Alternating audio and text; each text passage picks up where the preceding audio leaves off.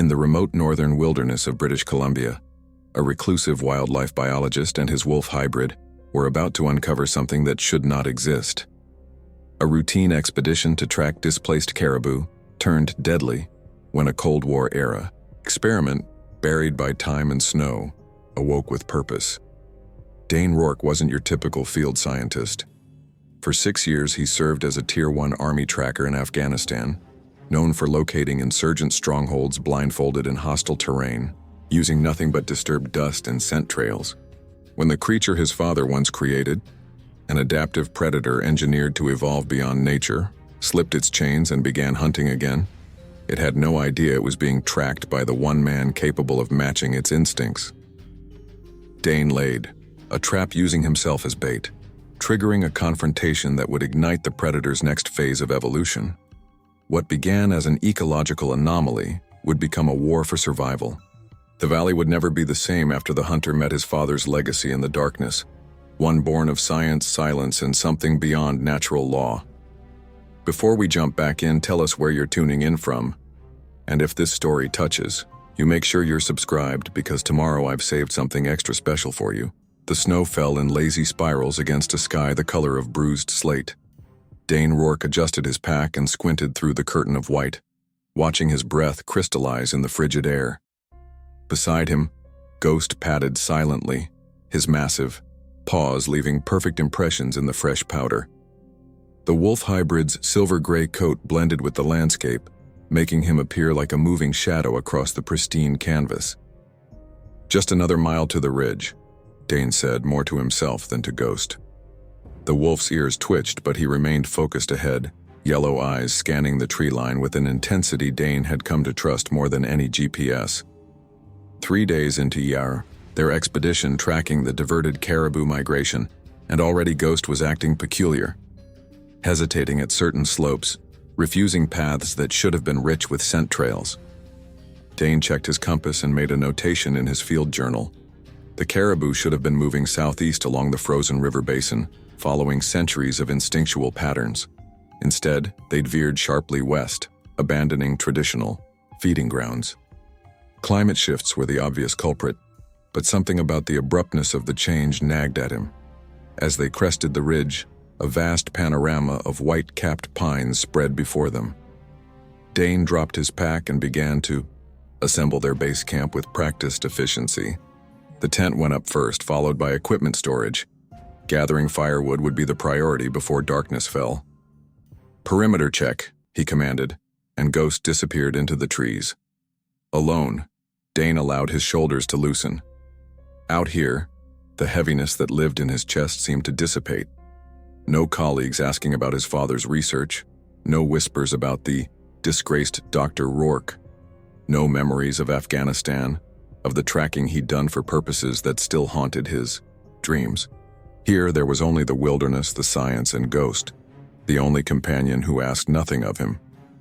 The wolf's bark snapped Dane from his reverie, low, insistent, a warning rather than an alert. Ghost stood at the edge of a narrow clearing, hackles raised. "What is it, boy?" Dane moved cautiously toward him, hand instinctively going to the hunting knife at his belt. Ghost didn't move, his gaze fixed on something in the snow. As Dane approached, he saw what had captured the animal's attention. Tracks. But not from any species he recognized. "What the hell?" He knelt, pulling a small ruler from his pocket. The imprints were massive, nearly twice the size of a grizzly's paw, with elongated digits that terminated in claw marks gouged deep into the frozen earth beneath the snow. The stride pattern was erratic, as if the creature had been hopping. No, that wasn't right. It was almost as if it had been changing its gait mid-stride, shifting weight unnaturally. And then the tracks simply vanished. Dane followed the trail to its end, baffled. The final print was the deepest, as if the creature had pushed off, with tremendous force, but there was nothing to indicate where it had landed. No disturbance in the snow, no broken branches overhead. Just pristine wilderness in all directions. "Some kind of anomaly," he muttered, taking measurements and photographs. Maybe 2 animals traveling together, overlapping prints. Ghost growled low and continuous. It's not supernatural if that's what you're suggesting, Dane said dryly, scratching behind the wolf's ears. Everything has a biological explanation. You know that. But Ghost refused to follow the trail further, planting himself firmly and baring his teeth when Dane tried to press forward. Eventually, Dane relented. Light was fading and they needed to secure the camp. By nightfall, the tent was sealed against the bitter cold, equipment stored, and a small fire crackling in a sheltered pit. Dane reviewed his documentation while Ghost lay at the tent entrance, staring into the darkness. The wolf hadn't eaten his portion of the rations, unusual for him after a day's trek. "Your loss," Dane said, finishing the jerky himself. He pulled out his satellite phone to log his coordinates and preliminary findings. The device beeped negatively. No signal.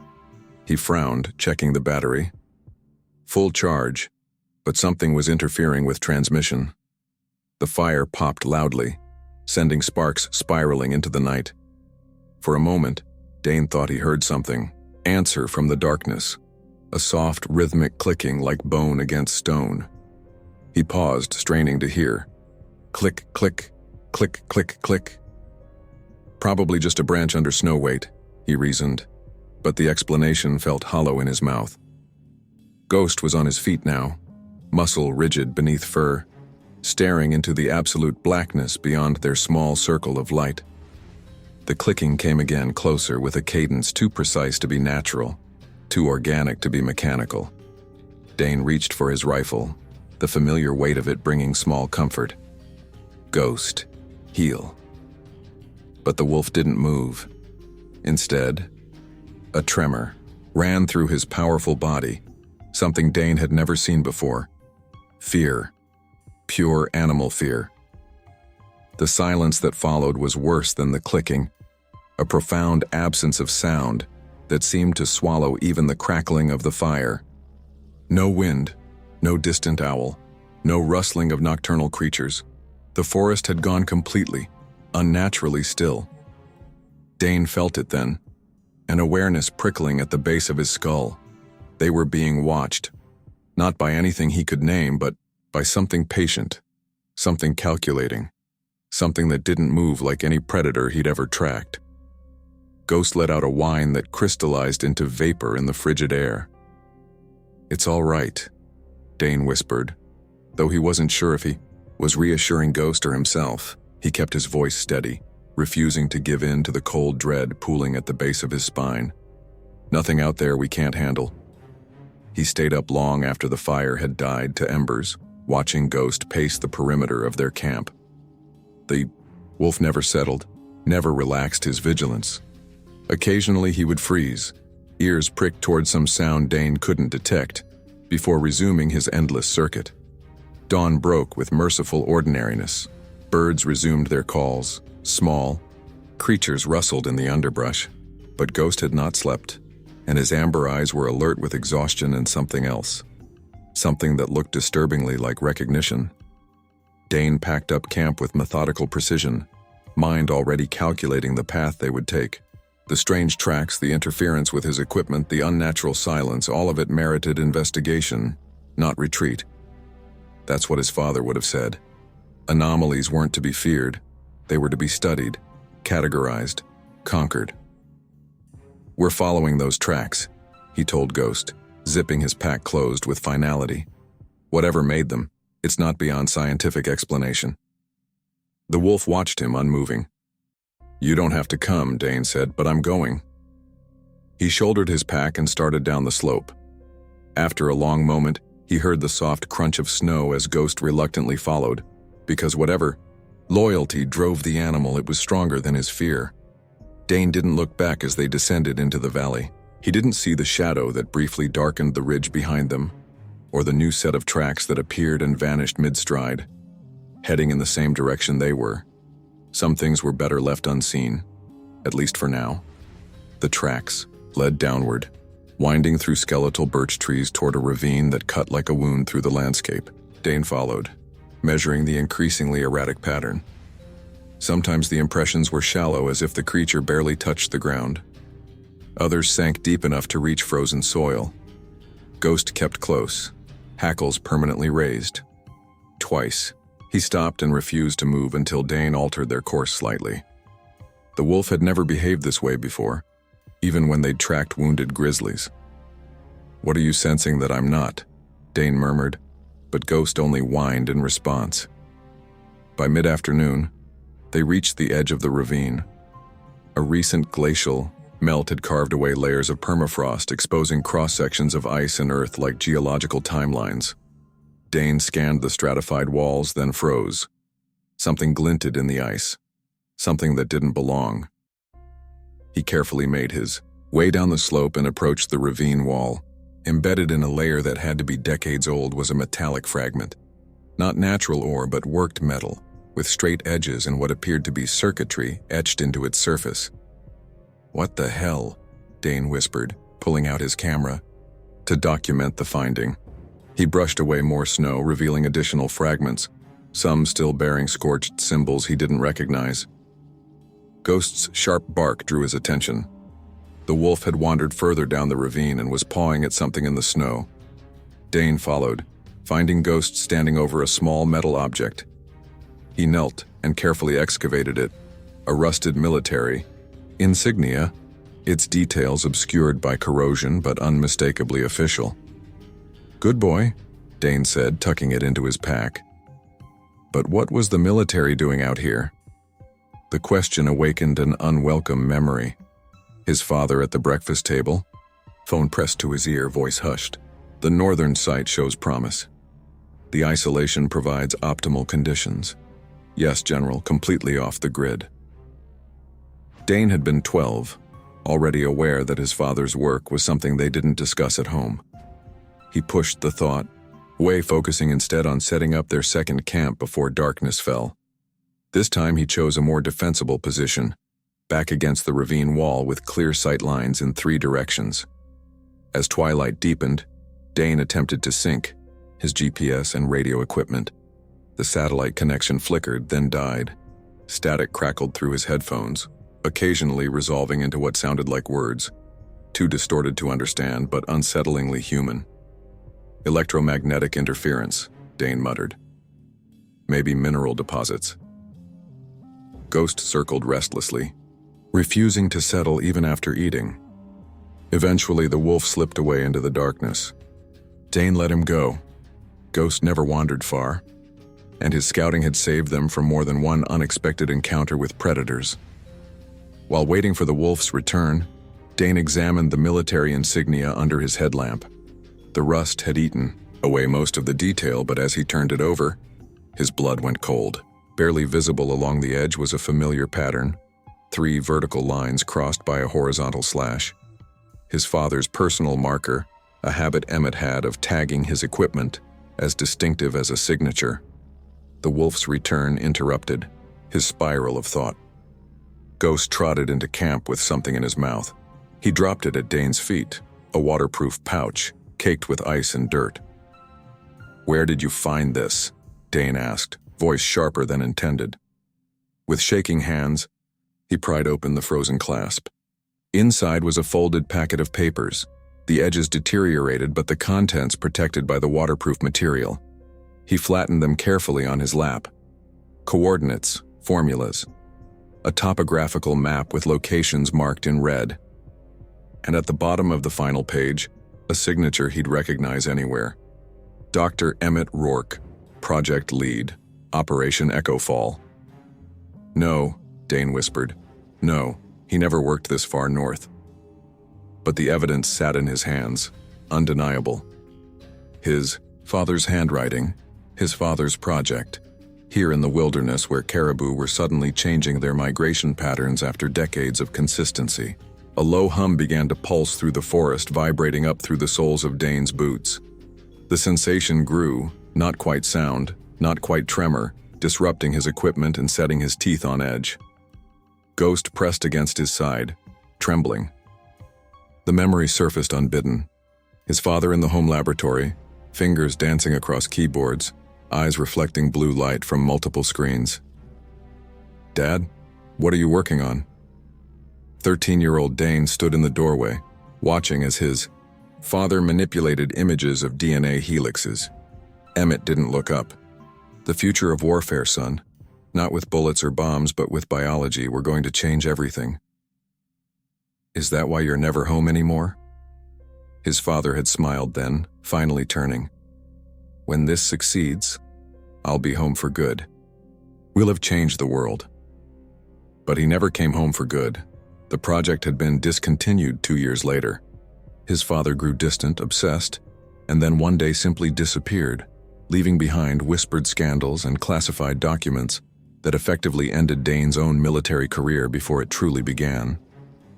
The hum intensified, pulsing in rhythm with his heartbeat. Dane's radio crackled to life, emitting a high-pitched squeal before dying completely. "We need to move," he told Ghost, though there was nowhere to go in the darkness. First light. Sleep was impossible. The hum continued through the night, sometimes fading, sometimes growing until Dane felt it in his molars. Ghost paced the perimeter, stopping occasionally to stare into the darkness with pricked ears and bared teeth. Just before dawn, Dane heard the wolf growl and scrambled from his sleeping bag. Ghost stood rigid, staring up at the tree line above the ravine. Dane followed his gaze and felt a chill that had nothing to do with the temperature. Claw marks scored the trunk of a massive pine. 5 parallel gouges, stripped bark hanging, in ribbons. Not remarkable in bear country, except these were 5 meters up, higher than any bear could reach on its hind legs. The gouges were deep, penetrating the heartwood of the ancient tree. Whatever had made them was powerful enough to sink claws into solid timber, and the marks were fresh, oozing sap that hadn't had time to freeze. When full light came, Dane studied the coordinates from his father's papers. They pointed to a location deeper in the valley, beyond a section of forest so dense it appeared black on satellite imagery. The map notation next to it simply read, Site 0.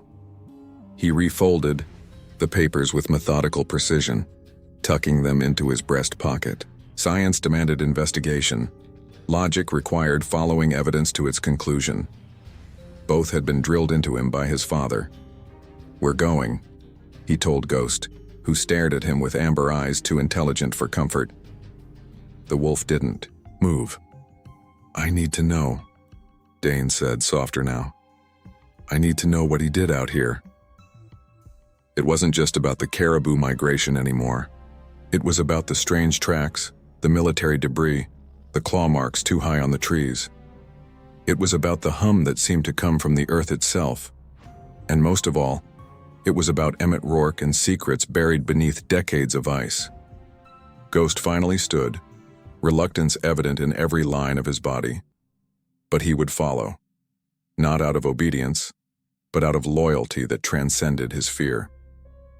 As they descended deeper into the valley, neither noticed the silence that fell behind them, the sudden absence of birds, the stillness of branches despite the wind, nor did they see the dark shape that moved among the upper boughs, following their progress with unblinking patience. In the distance, buried under snow and time, Site 0 waited. They reached the coordinates as afternoon light filtered weakly through cloud cover. What Dane had expected to be pristine wilderness was instead a clearing carved from the forest with mechanical precision. At its center stood a concrete bunker, half consumed by decades of snow and ice, a brutalist intrusion into the natural world.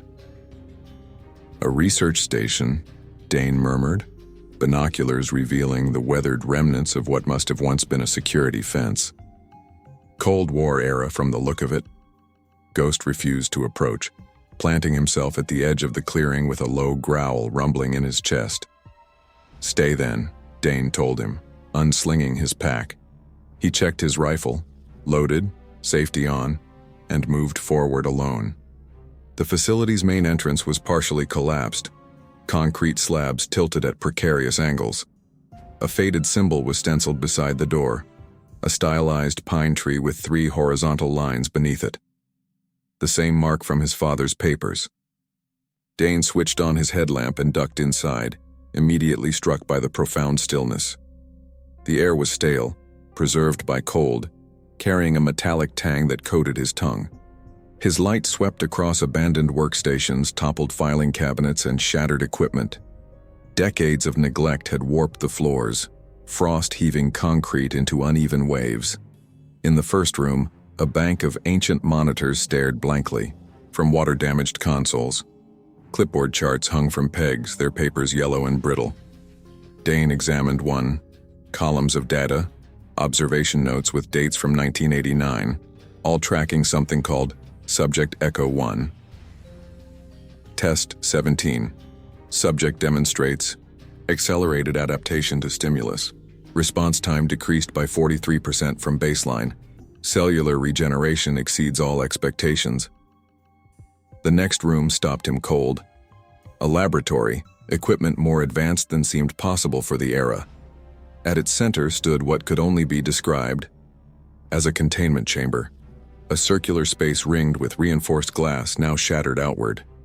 Inside, metal restraints hung from a central pillar, bent and twisted, as if something had torn free with impossible strength. "What were you containing?" Dane whispered, examining gouges in the metal floor that matched the claw patterns from the trees. Moving deeper, he found a room that made his stomach turn. A holding pen, massive, fortified, with feeding mechanisms built into the walls. The bars were bent outward, the lock mechanisms destroyed from within. On the walls, observation notes had been scrawled directly onto concrete, becoming more frantic toward the end. Day 112. Subject growing beyond projections. Adapting to all stimuli. Learning. Neural patterns restructuring hourly. Day 118. Subject exhibits problem-solving capabilities. Test protocols now insufficient. Day 121. Subject escaped containment again. 3 personnel lost. Recaptured only through Rourke's intervention. Subject appears to recognize him. Dane pulled out his father's papers, comparing the handwriting. A perfect match. This was Emmett's project.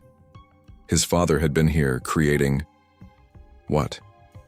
A low electronic hum startled him, eerily similar to the sound that had disrupted his equipment the night before. A backup generator somewhere had activated, power surging through ancient systems. Lights flickered weakly overhead, and a terminal in the corner blinked to life, its screen glowing sickly green. Dane approached cautiously. The screen displayed a command prompt, cursor blinking expectantly. On instinct, he typed, "Echo Fall." The screen cleared, then filled with a digital logbook. Dane scrolled through entries, heart pounding. Feb 11, 1989. Subject Echo 1 has exceeded all genetic parameters. DNA recombination stable across generations of cells. The General is pleased. Feb 27, 1989. Accelerated growth continues. Subject now exhibits characteristics from all 5 donor species, plus adaptations we did not engineer. Emmett believes this indicates emergent evolution. March 4, 1989. Containment breach. Subject escaped into wilderness. Recovery team dispatched. 2 casualties before recapture.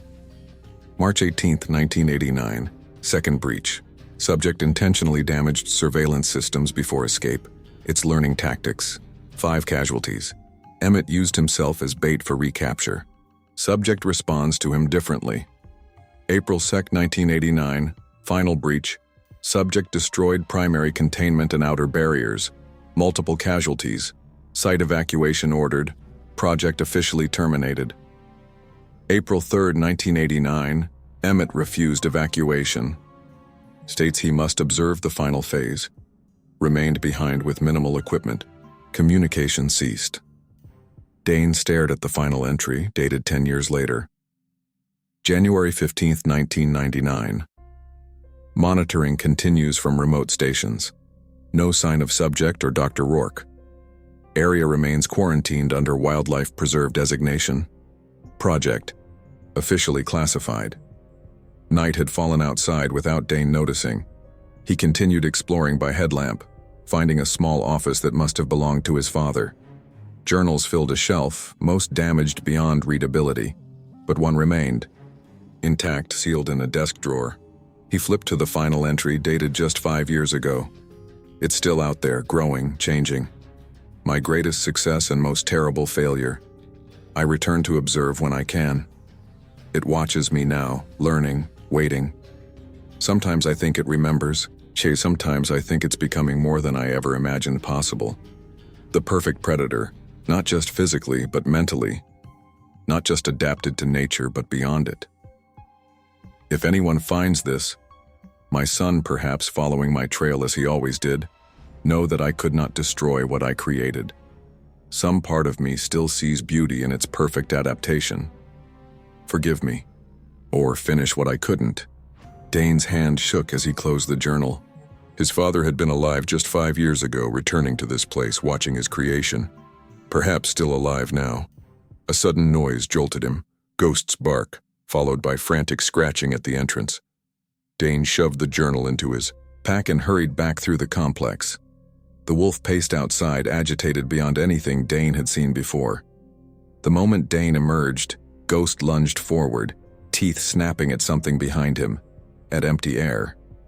Except it wasn't empty. For just a moment Dane thought he saw a distortion in the space, like heat rippling off summer pavement. Ghost's teeth closed on nothing, the animal wheeling back with a yelp of frustration. "Ghost!" Dane called, but the wolf continued to attack. The invisible presence circling, lunging, finding no purchase. Then abruptly Ghost stopped. His head snapped toward the tree line, ears flat against his skull.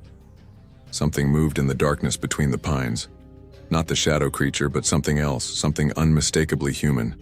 The crunch of footsteps on snow, deliberate and unhurried. Ghost bolted toward the sound with Dane close behind, heart hammering. Whatever his father had created, whatever abomination now stalked the wilderness, someone else knew about it. Someone else was here. As they entered the tree line, Dane caught a glimpse of a figure moving away. Tall, heavily dressed for the cold, purposeful in their retreat. "Hey!" he called out. "Stop!"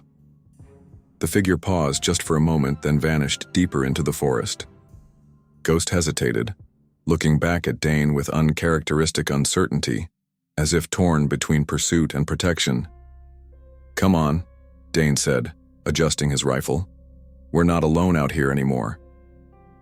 As they moved after the retreating figure, neither noticed the journal Dane had hastily packed had fallen open, a final note visible on the last page. It's not just hunting anymore. It's waiting, learning, choosing, and it's no longer alone. "Stop right there." The voice was steady, female, and backed by the unmistakable sound of a shotgun being racked. Dane froze, one hand instinctively reaching for Ghost's scruff to hold the wolf in check. "Hands where I can see them." "The wolf too," the voice commanded from the shadows between the trees. "Ghost, stay," Dane said quietly, raising his hands shoulder high. "We're not looking for trouble," says the man with a military-grade rifle trespassing on restricted land. The figure stepped forward, shotgun leveled at Dane's chest. A woman, mid-30s, wind-burned face beneath a thermal hood, eyes sharp with intelligence and suspicion. She wore expedition-grade winter gear with practical modifications. Extra pockets, reinforced knees, a satellite phone clipped to her shoulder strap. "This is public wilderness," Dane replied evenly. "National forest." She gave a humorless laugh. "On paper, maybe. But we both know what's really here." Her eyes flicked to his pack, where the edge of Emmett's journal was visible. "Those aren't standard wildlife research materials. I could say the same about your shotgun." A tense silence stretched between them. Ghost growled low, sensing Dane's unease. "Jules Thorne," she finally said, not lowering her weapon. "Environmental journalist.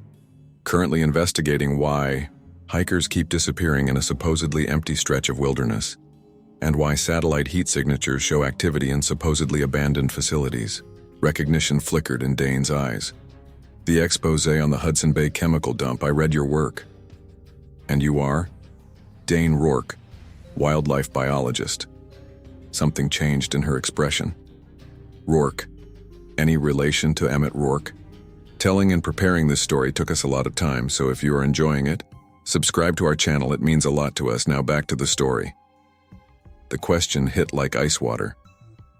"My father," Dane admitted, watching her reaction carefully. "You know the name." I've been researching Cold War research sites for months. His name appears in redacted files I've obtained through FOIA requests. She studied him with renewed interest.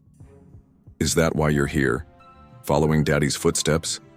I'm tracking altered caribou migration patterns, Dane said, the practiced explanation feeling hollow even to his own ears. The rest is, complicated. Jules lowered her shotgun slightly. I've got a camp 2 kilometers east. You've got information I need, and judging by the way you're jumping at shadows, you've seen something too. She nodded toward the rusted facility behind them.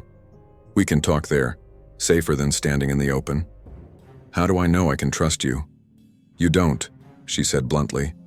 But whatever's out here has killed at least 7 people in the past year, so right now I'm your best option. Jules's camp was more sophisticated than Dane had expected. A reinforced tent with solar battery packs, satellite uplink, and organized research materials. She worked methodically, brewing coffee on a miniature stove while Dane examined the wall of her tent where she'd pinned maps, photographs, and news clippings. 6 hikers, 1 Forest Service ranger, Jules explained, pointing to missing persons reports. All within a 15-kilometer radius of the old research facility, all within the past 14 months. And the government's response? Wildlife attacks, exposure, getting lost. She handed him a steaming mug. Standard explanations for wilderness deaths. But you don't believe that, do you? She raised, an eyebrow nodding toward Ghost, who hadn't relaxed since they'd arrived. Your wolf seems to know something isn't right out there. Dane hesitated, then unzipped his pack, withdrawing Emmett's journal and the facility logbook. I found these. It's worse than missing hikers. Jules read in silence, her expression darkening with each page. When she finished, she met Dane's eyes. Your father created something. Engineered it, Dane corrected. Genetic manipulation. Accelerated evolution. A weapon. Initially, yes, but the logs suggest it evolved beyond their control, beyond their understanding. The words felt strange in his mouth. He, a man of science, speaking of something that defied scientific categorization. Jules pulled out her tablet, bringing up thermal imaging satellite maps. These are from last month. The facility shows cold, as expected. But there are heat signatures moving through this region. She traced a pattern through the forest. Too big for bears, too fast for moose, and they appear and disappear from the satellite's view, as if whatever it is can somehow mask its thermal signature. Adaptive camouflage, Dane murmured. One of the traits mentioned in the logs. There's more. Jules brought up another file, ground-level photographs of strange markings on trees, claw patterns identical to those Dane had seen. These form a perimeter, almost like territory marking, but inconsistent. Some are fresh, some are decades old based on bark growth. Dane felt Ghost press against his leg, whining softly. It's still out there, has been for 30 years. And your father might be too, based on these journals. She studied Dane's face. You didn't know, did you, that he could still be alive? He disappeared when I was 17. Military said he had a breakdown after his project was terminated. Dane's voice hardened. They lied about everything else. Why not that too? They spent hours comparing notes, piecing together a horrifying picture. The military had funded Emmett's research into predator evolution, seeking to engineer the ultimate adaptive soldier. But something had gone wrong. The creation had developed intelligence beyond their predictions, escaped containment, and vanished into the wilderness. And Emmett had stayed or returned to observe his creation's evolution. Dusk fell as they talked.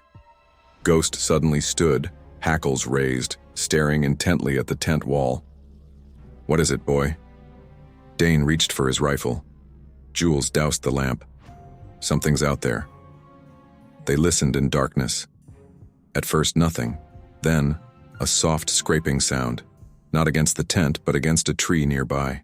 Rhythmic, deliberate, like something marking territory.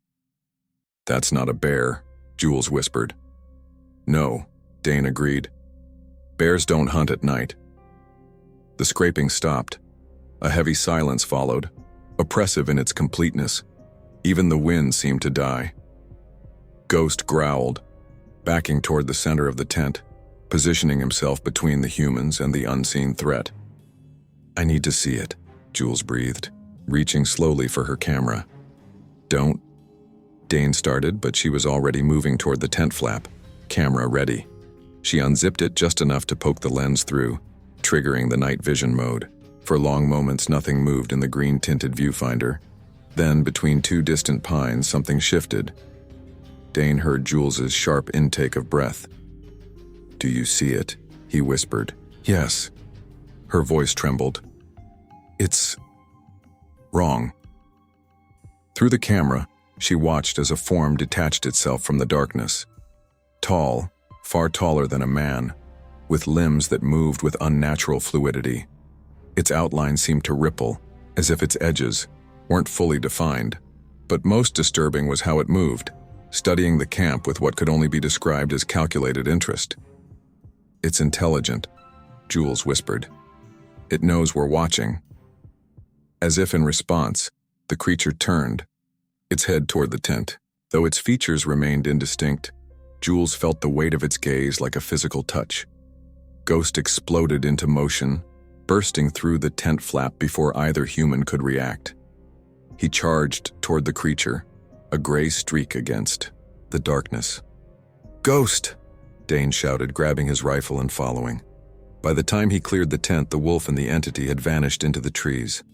Dane could hear Ghost's snarls receding rapidly, followed by a sound he'd never heard before, a high, chittering noise that made his skin crawl. "Jules, stay here," he ordered, but she was already beside him, shotgun ready. "Not a chance," she said. "We stay together." They followed the sounds, headlamps cutting weak paths through absolute darkness. The forest seemed to swallow their light, shadows deepening unnaturally around them. Then silence fell again. No wolf, no creature, nothing. "Ghost!" Dane called, panic edging into his voice. A weak whimper answered from their left. They found Ghost pressed against a tree trunk, breathing heavily, one front leg held gingerly, off the ground. Blood matted his gray fur, but the wound was strange. Precise, almost surgical, a single deep cut along his shoulder. "He's hurt." Dane knelt, examining the injury with gentle hands. The stoic mask he'd worn for so long cracked, visibly as he tended to his companion. "He's never backed down from anything before. Never been injured." Jules kept watch, shotgun raised. "What happened, boy? What did you see?" Ghost only whined, looking past them into the trees with eyes wide with a fear Dane had never seen in him. "We need to get back to camp," Jules said. "Treat his wound." "And then what?" Dane asked, gathering the wolf carefully in his arms. "Run? Hide? That thing has been out here for decades. It knows this territory better than we ever could." Jules met his gaze, determination hardening her features. "Then we stop running. We find it first." "Its nest," Dane nodded slowly. "If it's anything like other apex predators, it will have a home territory, a central point. How do we find it?" Dane looked down at Ghost, at the precision of the wound on his shoulder. "It's hunting us," he said quietly. "So we give it something to hunt." "You mean?" "Yes," he confirmed. "I'm going to use myself as bait." Dawn broke, with reluctant gray light as they prepared to track the entity. Dane had bandaged Ghost's wound, a clean, precise slash that seemed almost deliberately non-lethal. The wolf limped but refused to stay behind, golden eyes watchful as Dane checked his rifle. "These might help," Jules said, handing Dane a thermal scope. Military grade, not exactly standard journalist equipment, and not exactly legal, Dane noted, fitting it to his rifle. Jules smiled thinly. "Let's just say I've learned to come prepared when investigating government cover-ups." They identified the most likely location for the creature's lair based on Jules's satellite data and the pattern of disappearances. A network of ravines to the north formed a natural labyrinth leading to the base of a glacial lake. Isolated, defensible, with multiple escape routes. Perfect predator territory. "If I'm right about its intelligence," Dane said as they packed, "it's watching us right now. It knows we're coming." "Then why are we going?" Jules challenged. "Because running means it hunts us on its terms." Dane checked Ghost's bandages one last time. "I'd rather face it deliberately than wait for it to pick us off." They moved, with practiced stealth, Dane taking point while Jules covered their rear. Ghost ranged ahead despite his injury, using his keen senses to guide them. The wolf would occasionally freeze, hackles raised, before choosing a new direction, avoiding, something only he could detect. The ravines closed around them like bony fingers, walls of ice and stone rising higher with each turn. The trail they followed was marked by subtle signs, patches where snow had been deliberately cleared, small cairns of stones stacked in unnatural formations, and occasionally, bone fragments arranged in geometric patterns. "It's marking the path," Jules whispered, photographing one such arrangement. "Like blazes on a trail." "Or breadcrumbs," Dane muttered. "Leading us somewhere." Ghost suddenly stopped, refusing to advance further. Ahead, the ravine opened into a broader space where the glacial lake had carved a hollow beneath an overhanging shelf of ice. A cave entrance yawned in the rock face, black, silent, inexplicably wrong in its perfect symmetry. "That's not natural," Jules breathed, raising her camera. "No," Dane agreed. "It's been shaped." The darkness beyond the entrance seemed absolute, swallowing their headlamp beams. Ghost whined, pacing anxiously but unwilling to enter. "Stay with him," Dane told Jules, checking his flare gun. She shook her head. "We stick together. Ghost can guard the entrance." Inside, the temperature dropped sharply. Their breath clouded before them as they advanced, weapons ready. The passage descended for 20 meters before opening into a chamber that stopped them both cold. Bones, hundreds of them, lined the walls, floor, and ceiling. Not scattered randomly, but arranged with mathematical precision in spiraling patterns that drew the eye inward, creating a disorienting effect. Animal and human remains intermingled. Caribou antlers, bear skulls, human femurs, all bleached white and polished smooth. "My God," Jules whispered, camera flashing as she documented the scene. Dane forced himself to analyze rather than react. "This isn't just a den, it's a collection, a display." At the chamber's center stood a structure that defied easy categorization, part nest, part laboratory. Remnants of scientific equipment had been incorporated into an organic framework of sinew, bone, and a strange, chitinous material. Computer parts, monitor fragments, and what appeared to be military tracking devices were embedded within the grotesque architecture. It didn't just escape, Dane realized aloud. It took pieces of the lab with it. It's been experimenting. Jules approached a section of the wall where the organic matter formed a cocoon-like structure around what appeared to be a human-sized recess. "Dane," she called, voice tight. "Look at this." Within the recess lay the desiccated remains of a human body, still partially clothed in the tatters of a lab coat. The corpse was mummified by the cold, features sunken but recognizable as male. Around the neck hung a security badge, the name still legible, Dr. A. Patterson. "Not my father," Dane said, equal parts relief and dread in his voice. "One of the researchers from the facility," Jules confirmed, examining the badge. "Probably killed during the escape." "Not killed," Dane corrected, pointing to strange, surgical-like modifications visible on the corpse. "Studied. It was learning. Human anatomy." A sound from behind made them both turn. A soft, rhythmic clicking that echoed through the chamber. The entrance remained empty, but a sensation of being watched pressed upon them like a physical weight. "It's here," Jules whispered, shotgun raised. The attack came not from the entrance, but from above. A dark shape dropping with impossible grace from a previously unseen opening in the ceiling. It landed between them and the exit, blocking their escape. For the first time, Dane saw the entity clearly. It stood nearly 3 meters tall, its body a nightmarish fusion of recognizable predators.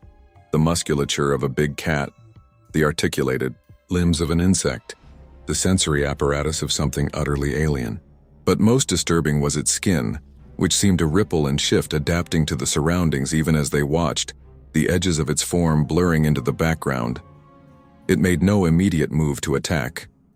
Instead, it tilted its head, a disturbingly human gesture, and studied them with eyes that reflected too much intelligence. "Don't move," Dane breathed, hand inching toward his flare gun. The creature chittered softly, then stepped sideways with fluid grace, testing their reaction. When they tracked its movement with their weapons, it paused, then deliberately mirrored their stance. "It's playing with us," Jules realized, horror in her voice. "No," Dane said. "It's learning from us." The entity suddenly lunged, not at them, but past them, touching equipment in the nest with precise, deliberate movements, activating dormant systems. Ancient screens flickered to life, displaying fragmented data, genetic sequences, neural mappings, behavioral analysis. "This is what my father created," Dane whispered, sickened revelation washing over him. Not just a weapon, an evolving intelligence. With blinding speed, the creature circled them, herding them away from the exit. It moved with predatory precision, but something about its behavior suggested not hunger but curiosity, a calculated examination. It reached for Jules, claws extended toward her camera. Dane fired the flare gun in a single fluid motion. The burning phosphorus caught the entity across what might have been its shoulder, igniting the strange, chitinous material. It recoiled, with a high-pitched shriek, retreating into the shadows as flames licked briefly across its shifting surface. "Run!" Dane shouted, grabbing Jules's arm. They sprinted for the exit, the creature's pained sounds echoing behind them. Ghost met them at the entrance, teeth bared toward the darkness. Together they fled through the ravine, not slowing until they'd put significant distance between themselves and the nest. When they finally stopped, Jules collapsed against a rock, face trembling violently. What was that thing?" she gasped. "The next stage of evolution, according to my father." Dane's voice was hollow. "Something beyond natural selection." "We need to expose this," Jules said, clutching her camera. "The world needs to know. And who would believe us? Who would understand what they're seeing?" Dane stared back the way they'd come. "My father might still be alive out here. He might be helping it, studying it still." Jules's GPS unit suddenly emitted a sharp ping. She pulled it from her pack, frowning at the display. "That's strange. I'm picking up a signal, encrypted, military grade. It just activated." "Where?" She showed him the coordinates, a location deeper in the mountains, several kilometers west.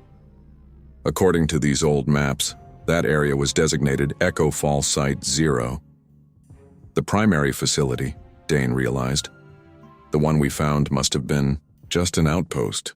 Ghost's ears pricked forward, his posture suddenly alert despite his injury. He was staring in the direction of the signal as if hearing something beyond human perception. "You think my father is there?" Dane said. It wasn't a question. Jules met his gaze steadily. Only one way to find out. The entity's shriek echoed, distantly through the ravines, not in pain now, but in what sounded unsettlingly like anticipation. The beacon led them deeper into the mountains, where ancient glaciers had carved valleys between towering peaks. Snow fell in heavy curtains, obscuring visibility and muffling sound. Dane checked Ghost's bandages every hour. The wolf's wound wasn't worsening, but the animal remained on edge, flinching at shadows. "How much further?" Jules asked, consulting her GPS. "Half a kilometer," Dane replied. "Over that ridge." They crested the snow-covered slope and stopped. Below them, nestled against the mountainside, stood a concrete structure far larger than the previous facility. A bunker built to withstand nuclear winter. Massive blast doors, designed to seal hermetically, hung partially open. Snow had drifted into the entrance, but a path had been recently cleared. "Someone's been here," Jules whispered. "Recently."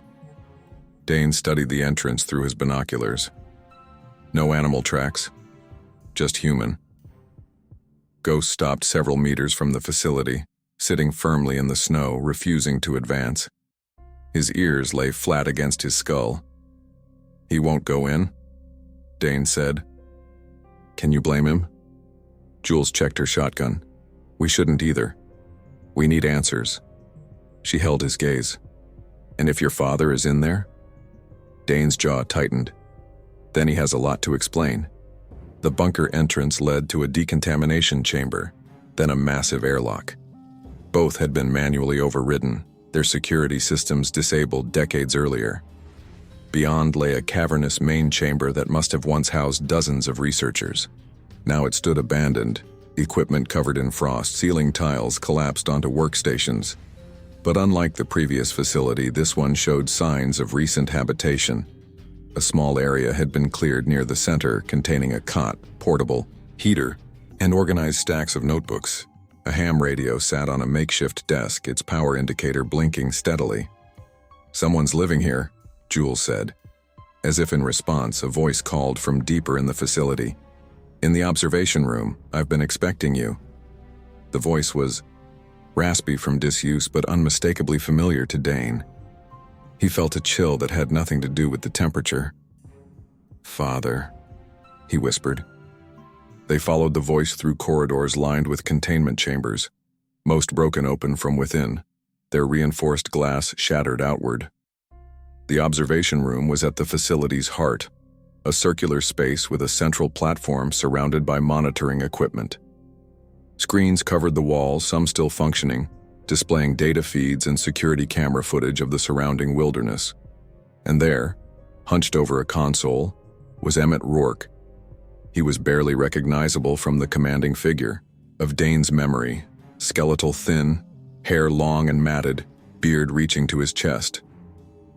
But his eyes remained the same, brilliant, calculating, utterly focused. He wore layers of thermal clothing patched with animal furs and what appeared to be pieces of military uniforms. "Dane?" Emmett said, not looking up from his work. "You took longer than I calculated. The creature should have led you here 3 days ago." You're alive," Dane managed, shock overwhelming his prepared confrontation. "Obviously." Emmett finally turned, studying his son with clinical detachment. "You look like your mother. Stronger build, though. Military training shows in your posture." Jules stepped forward. "Dr. Rourke, I'm Jules Thorne. I've been investigating the disappearances." "Yes, I know." Emmett dismissed her with a wave. "Collateral data points. Unavoidable in the evolutionary process." "Collateral?" Rage broke through Dane's shock. "Those were people." "Specimens," Emmett corrected, turning back to his console. "Like all of us, test subjects in a larger experiment." "Your experiment," Dane accused. "The thing you created in this facility." "Subject Echo 1, Emmett interrupted, his voice suddenly animated. He pressed a sequence of keys, bringing the wall screens to life with footage from 30 years earlier. The culmination of Operation Echofall. The screens displayed laboratory footage, a much younger Emmett supervising a team of scientists gathered around a containment chamber. Inside, a small writhing form could be seen, its features indistinct behind reinforced glass. "We spliced DNA from 5 apex predators," Emmett narrated, "integrated with experimental neural networking.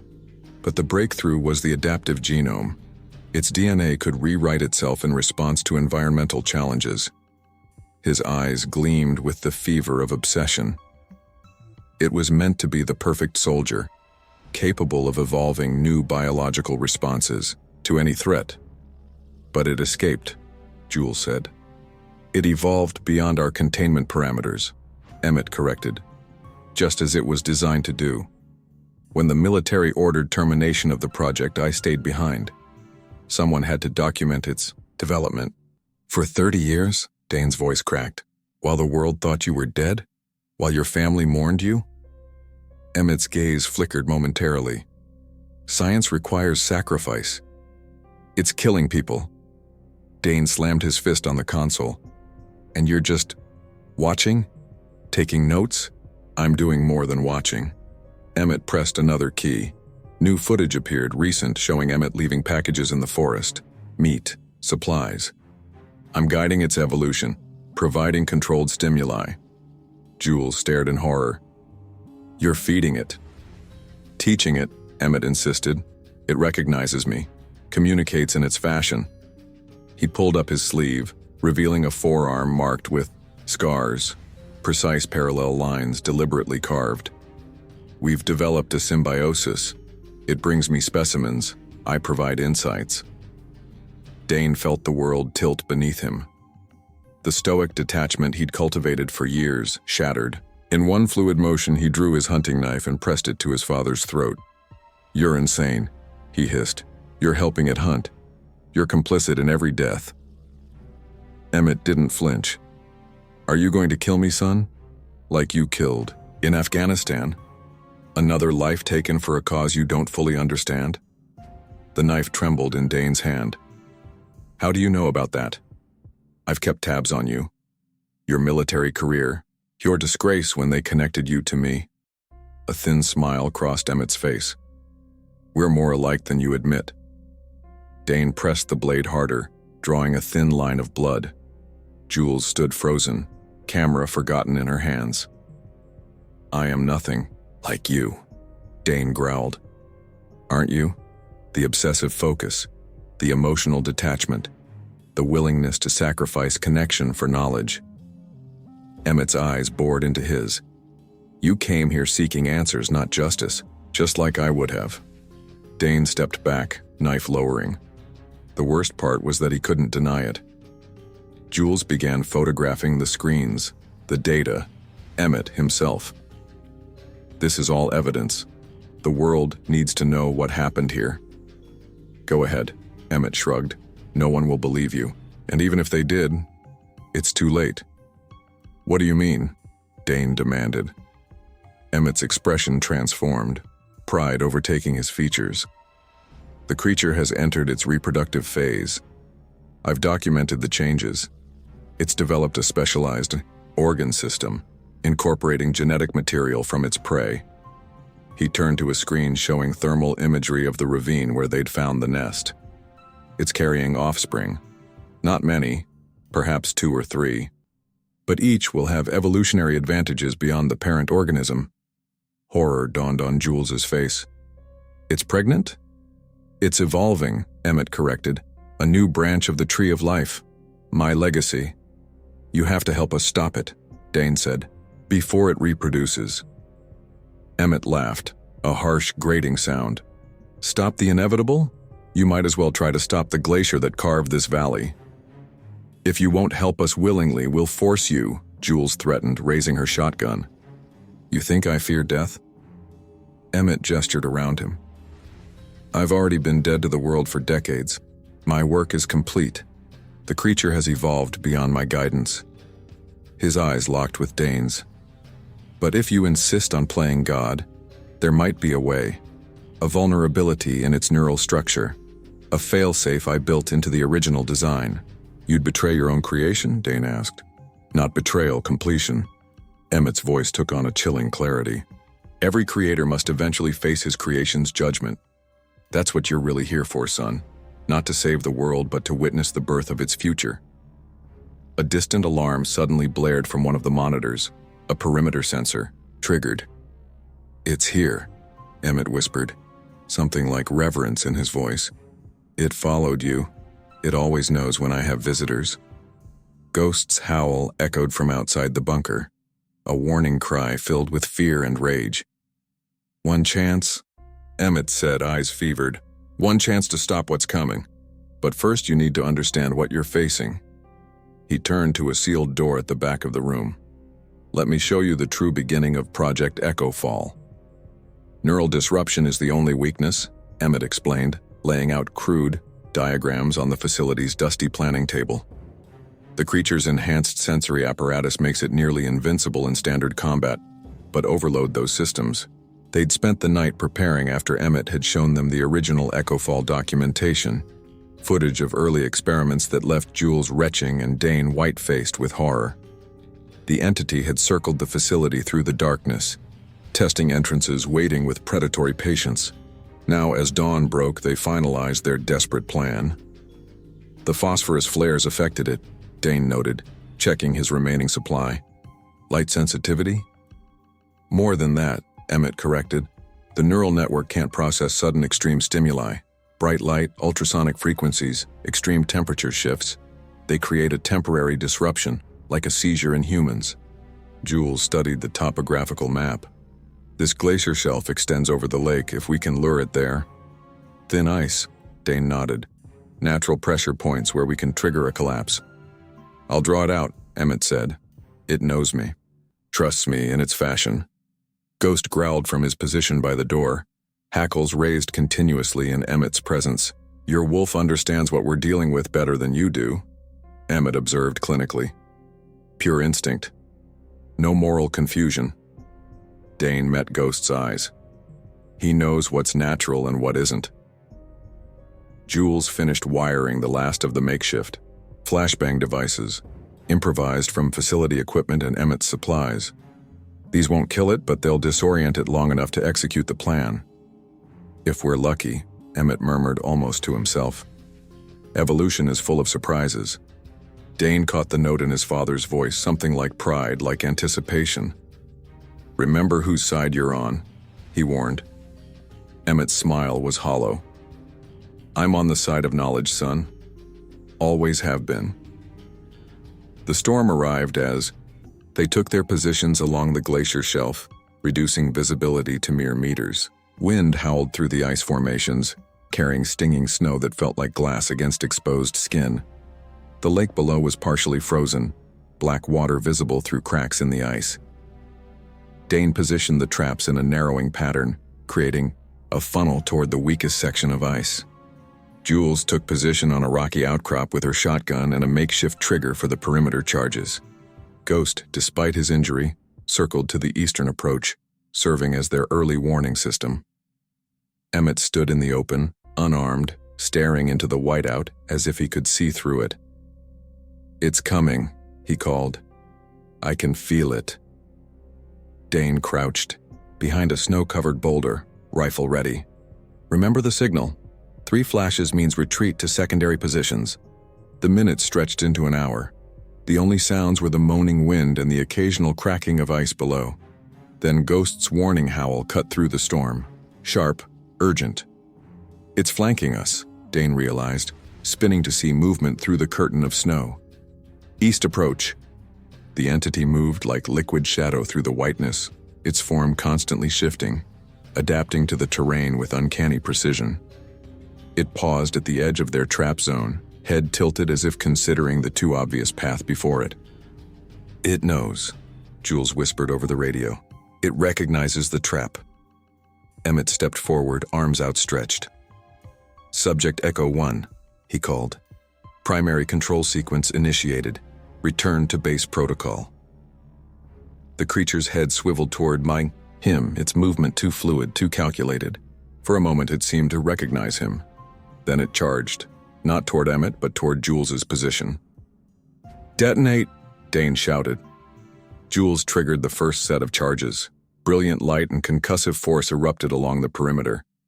The entity faltered, its movements briefly spasmodic, but it recovered with frightening speed, changing course toward Dane. Emmett's face showed shock. It shouldn't be able to adapt so quickly, he called. The neural patterns. To hell with your neural patterns, Dane fired, striking the creature square in its center mass.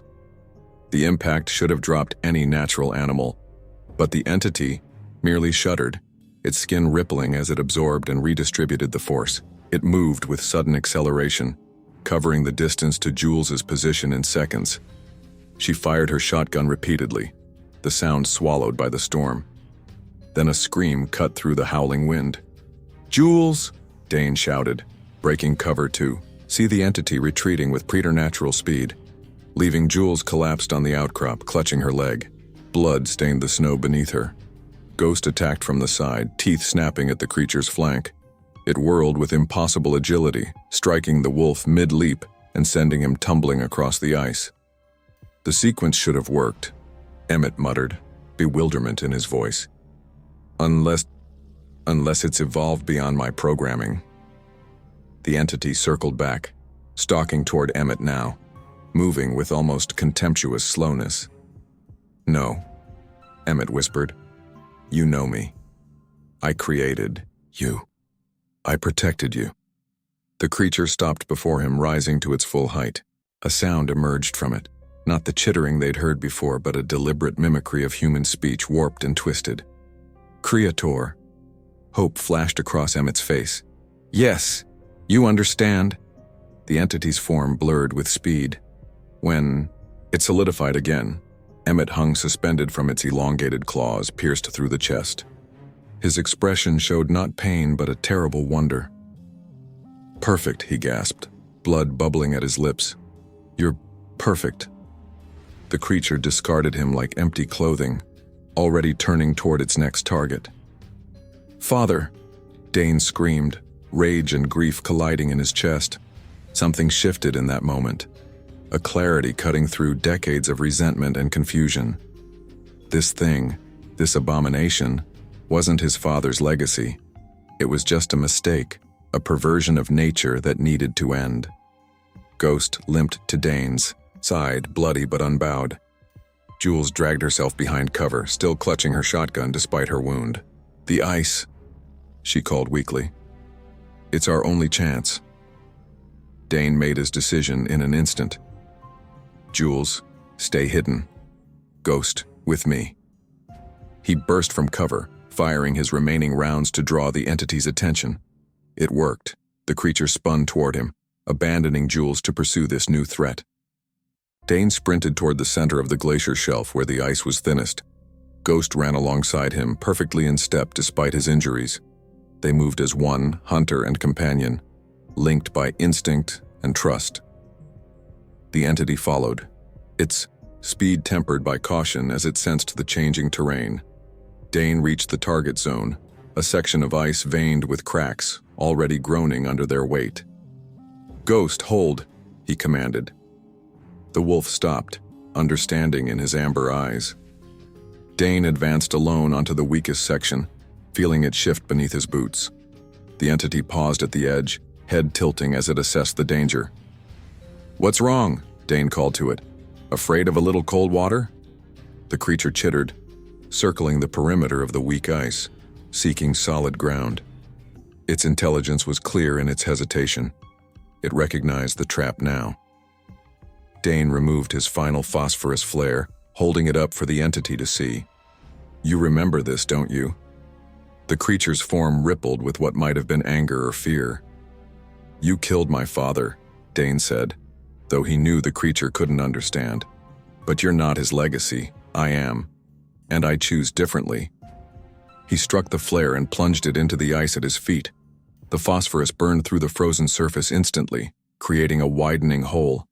The entity lunged forward as the shelf began to crack, realizing too late the danger as fractures, spiderwebbed outward. Dane felt the ice give way beneath him, the shock of the freezing water driving the breath from his lungs. The entity's claws caught his jacket as they both plunged into the black depths, its weight dragging them downward. Underwater, the creature thrashed in primal panic, its adaptations unsuited to the sudden immersion. Dane struggled against both, the cold and the entity's grip, his consciousness already fading from the frigid temperature. With his remaining strength, he pressed a second flare against the creature's writhing form and triggered it. Phosphorus ignited underwater, an impossibility of chemistry that Dane's fading mind couldn't process, searing through the entity's shifting skin. The light from the burning phosphorus illuminated the depths in brilliant, unnatural day. The entity's form convulsed, its neural system overwhelmed by the extreme light and heat. Its grip loosened as it thrashed in mindless agony. Dane's last conscious thought was of Ghost, waiting loyally above, and the hope that somehow, the wolf, would survive to see daylight again. Then blackness took him as the freezing water claimed his senses. Above, Ghost's howl pierced the storm, a sound of such primal grief that even the mountains seemed to echo it back in sympathy. Cold, infinite cold seeping into his bones, his blood, his very cells. Then warmth, something pulling him, dragging him across broken ice.